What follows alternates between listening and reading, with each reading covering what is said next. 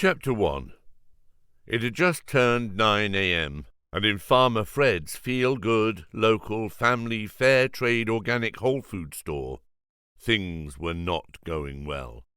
Leaning on his counter, Julian clutched his skull through his long and now damp hair, then looked towards the man with the clipboard who stood alongside.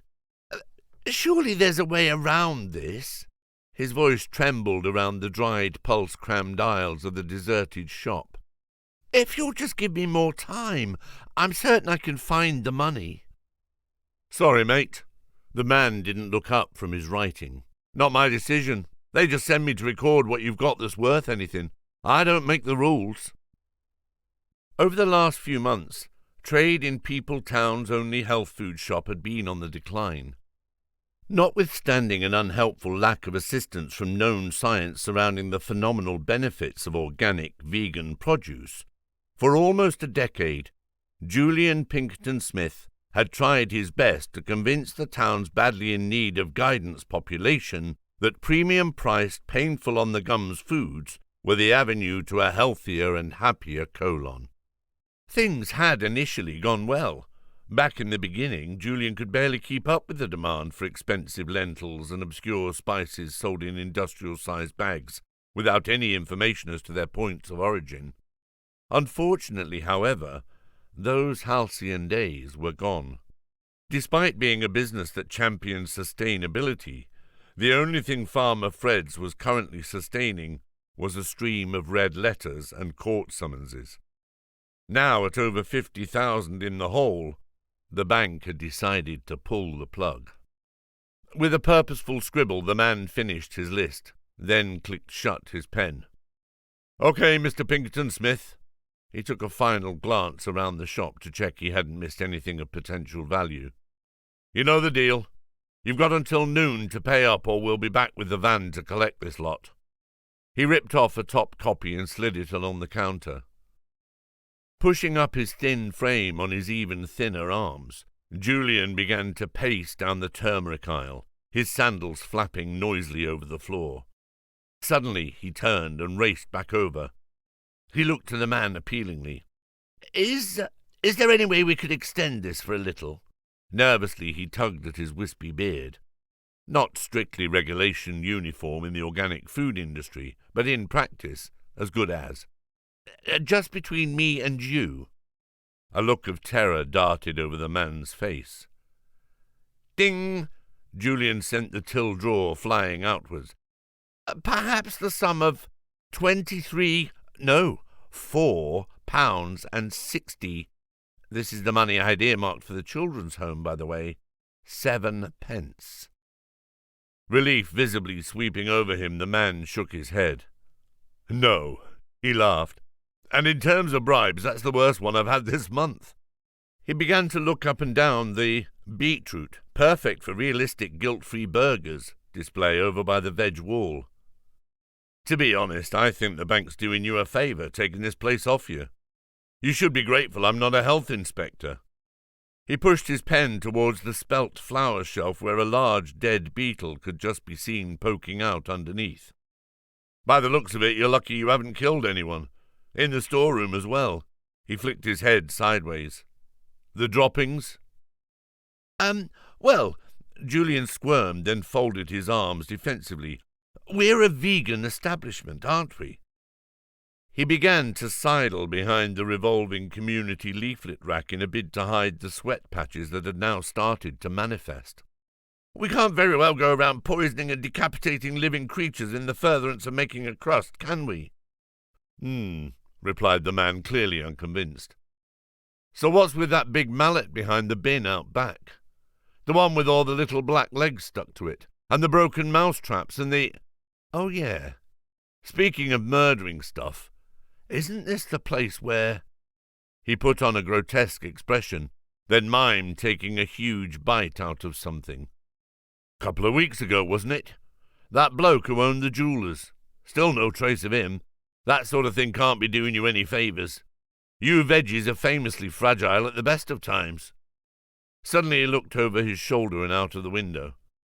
"Actually, now I think about it, doesn't it come here quite regular—" "Look," Julian grinned broadly. "Perhaps I was a little, ungenerous in my, postponement of payment offering earlier."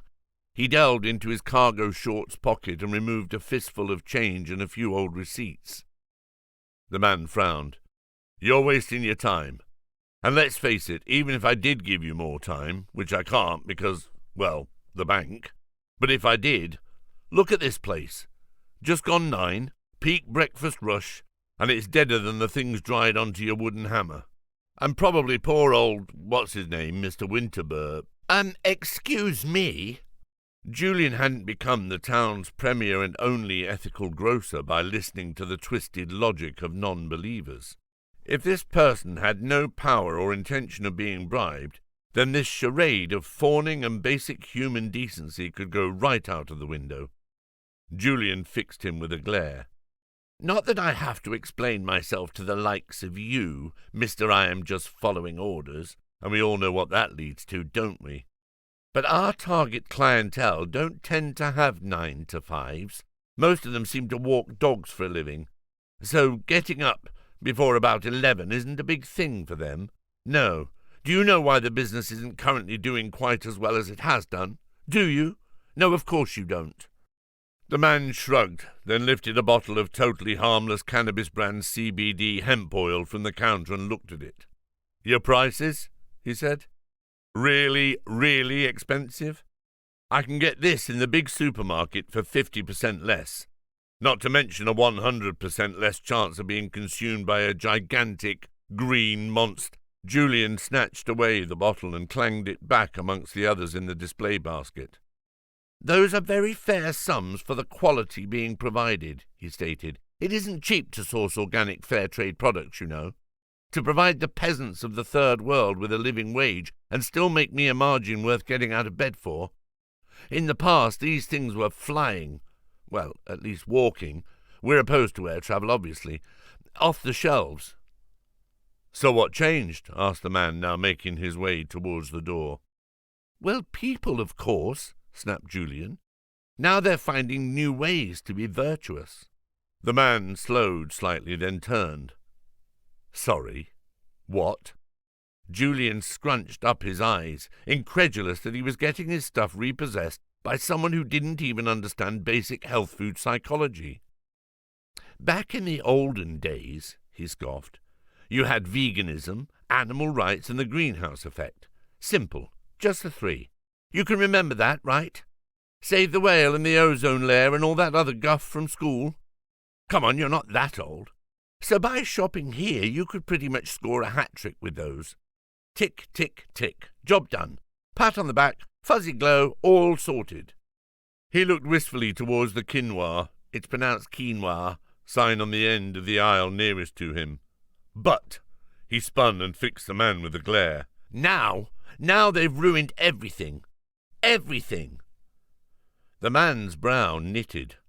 From the safety of his office, the hippie shop assignment with its spindly son-of-God-resembling proprietor had seemed like a one-man job. However, now things were getting out of hand. "Sorry, I'm not following. I just make the lists." Without warning, Julian took a step towards him, just like he'd done to that security guard in the monkeys with highly infectious diseases lab back in his university days.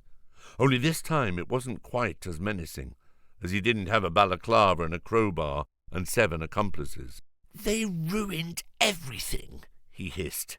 They saturated the market. Now there are just too many things." "They? Too many?" "With causes." Julian edged forward. "Causes to support. Things to be sanctimonious about. Not an ounce of business sense between the whole lot of them." The man swallowed hard and took a step away. "Okay, well, as I said, we'll be back at—" Julian nodded at him. "That's right," he seethed, mistaking the man's growing look of panic with their sharing of a moment. "Now they can signal their virtue with literally anything without even trying. Without even leaving the house or spending any money, for goodness sakes. From the comfort of their own computer." He curled out his bottom lip, then pretended to wipe away tears with both hands. "Boo-hoo-hoo!" he screamed. The man dropped his clipboard with a clatter. I feel so bad about fat celebrities getting fat-shamed, or war crimes, or whatever. Julian pretended to blow his nose on a Peopletown Alternative Basket Weaver's leaflet plucked from the counter.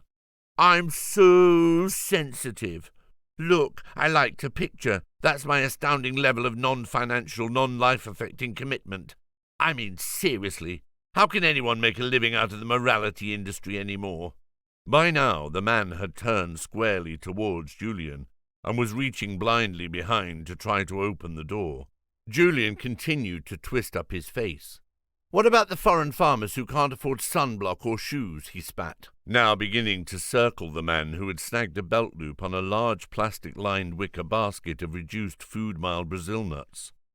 The poor wretches I selflessly bend over backwards to try to support with very, very modest gains, in recent times at least, for myself. What about them? I'm practically a charity, without the tax breaks, obviously. He exhaled deeply, suddenly beginning to calm. Veganism and food that doesn't destroy the planet is old school, he said, and not in a cool way either. Now you can be an attention-seeking snowflake while still having an enjoyable and balanced diet. It's a tragedy.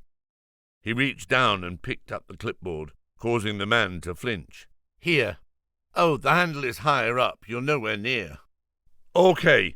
With a ding, the man ripped open the door. Me and some others, lots of big ones, will be back at 12:01, he stammered. Don't do anything stupid like try to hide anything listed on that document. I know you will, but don't, okay? Oh, and if that creature happens to come by and doesn't look to be leaving, I'd appreciate it if you could call our office and... Look, this job is minimum wage and I've got kids, you understand?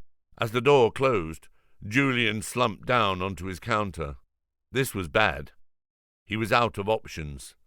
At midday, he was going to lose the shop.